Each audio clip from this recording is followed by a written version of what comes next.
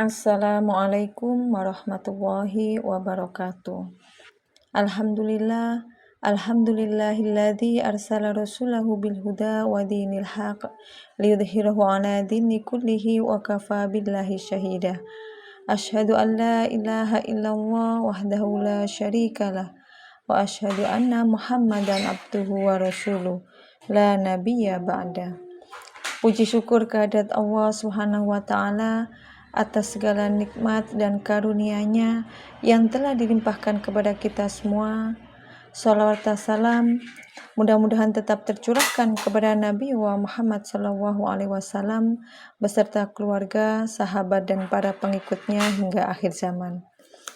Hadirin yang dirahmati Allah, pada kesempatan yang penuh keberkahan ini kita akan membahas tentang Islam, suatu metode kehidupan yang unik. Bagaimana pandangan umum tentang Islam? Memang benar Islam pada saat ini masih dilihat secara kulitnya saja. Orang melihat bahwa Islam itu hanya sebatas ibadah-ibadah ritual saja, seperti melakukan sholat, puasa Ramadan, zakat, dan haji. Kalau kita sudah melakukan ibadah itu semua, kita dianggap sudah menjalankan Islam secara sepenuhnya. Padahal tidak seperti itu, tidak sesederhana itu. Kita ketahui bahwa Islam itu adalah pola kehidupan atau metode kehidupan. Metode itu adalah tata cara dalam menjalani kehidupan. Artinya, Islam itu adalah metode untuk menjalani kehidupan di seluruh aspek kehidupan. Jadi tidak hanya pada ibadah-ibadah ritual saja. Semua aspek kehidupan itu ada tata caranya. Mulai dari manusia itu bangun tidur sampai mau kembali tidur lagi. Kemudian mulai dari hubungan manusia dengan dirinya sendiri, hubungan manusia dengan Tuhannya, dan hubungan manusia dengan manusia lainnya, itu semuanya juga ada aturannya. Nah, apakah Islam itu mampu menjawab sesuai dengan perkembangan zaman?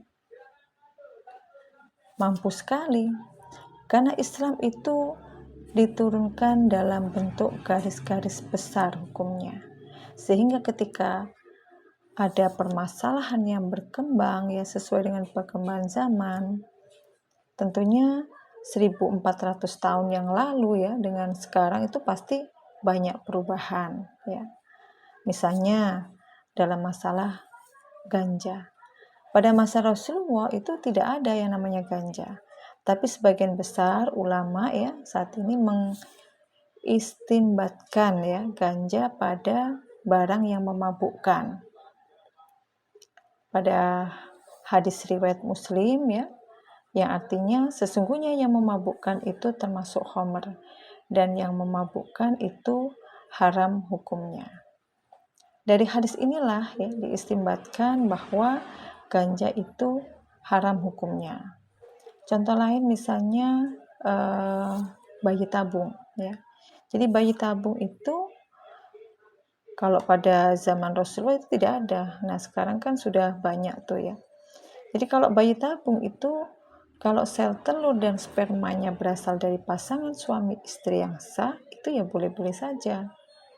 Nah, kalau bayi tabung itu berasal dari sel telur dan sperma yang bukan dari pasangan suami istri itu yang haram hukumnya. Nah, kemudian kita akan bahas tentang pedoman hidup yang unik.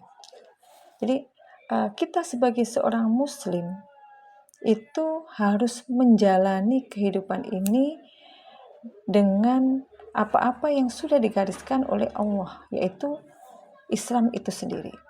Jadi setiap umat muslim yang sudah berikrar dengan kalimat syahadat, maka ia wajib menjalankan kehidupan ini dengan mengikuti kehidupan Islam itu sendiri. Nah, uniknya di mana? Uniknya, setiap umat muslim itu wajib menjalankan metode kehidupan Islam itu, peraturan-peraturan dalam Islam itu secara tetap, konstan tidak berganti dan berubah karena situasi maupun kondisi. Nah, kita lihat contoh misalnya tentang makanan ya, yang berkaitan dengan daging babi itu kan haram. Jadi pada masa Rasulullah sampai yaumul akhir nanti hukum ya daging babi itu haram ya. Sebagaimana dalam firman Allah dalam surat Al-Baqarah ayat 173, A'udzubillahi minasyaitonirrajim. Bismillahirrahmanirrahim. Innama harrama 'alaikumul maitata waddama walahmal khinziri wama uhilla bihi li ghairillah. Faman ittara ghaira baghi wala 'adin fala itsma 'alaihi. Innallaha ghafurur rahim. Ya, artinya sesungguhnya dia hanya mengharamkan atasmu bangkai, darah, daging babi, dan daging hewan yang disembelih dengan menyebut nama selain Allah. Tetapi barang siapa dalam keadaan terpaksa memakannya, sedang dia tidak menginginkannya dan tidak pula melampaui batas, maka tidak ada dosa baginya. Sungguhnya Allah Maha Pengampun, Maha Penyayang. Dan contoh lagi yaitu dalam bidang ekonomi, misalnya ya berkaitan dengan riba. Riba itu haram ya hukumnya, sebagaimana dalam firman Allah dalam surat Al-Baqarah ayat 275. A'udzubillahi minasyaitonirrajim. Bismillahirrahmanirrahim. Wa halallahu al-bai'a wa harrama riba. Padahal Allah telah menghalalkan jual beli dan mengharamkan riba. Jadi sejak zaman Rasulullah yang namanya riba itu haram hukumnya ya. Dengan perubahan zaman ya, dengan menggunakan nama apapun yang menyamarkan riba itu kemudian riba menjadi halal itu tidak bisa. Jadi dari zaman Rasulullah sampai yaumul akhir itu ya tetap riba itu haram hukumnya. Tuh. Nah, Islam di sini memberikan batasan-batasan kepada manusia ya dengan pemikiran tertentu, tetapi tidak membatasi aktivitas berpikir manusia, bahkan memberikan kebebasan ya kepada akal manusia. Memang betul ya, dari kaum muslimin itu dibatasi dengan dia hukum-hukum atau metode-metode tadi. Tapi pembatasan tersebut tidak membatasi ya pada kreativitas manusia. Jadi manusia itu boleh melakukan apapun asal jangan menabrak atau melanggar aturan-aturan yang sudah ditetapkan dalam Islam. Dalam urusan ekonomi tadi ya. Jadi manusia di sini boleh bekerja apa saja asal jangan sampai melanggar aturan-aturan yang sudah ditetapkan oleh Allah. Ya, contohnya tadi ya, tidak boleh menggunakan riba, tidak boleh mengurangi timbangan ya dan sebagainya. Justru seorang muslim ya itu akan hidup dengan penuh optimis. Dia akan mengejar sesuatu yang real, bahkan tidak hanya dunia saja. Karena dunia itu hanya tempat sementara, tetapi juga untuk akhirat. Karena akhiratlah ya tempat yang kekal dan abadi.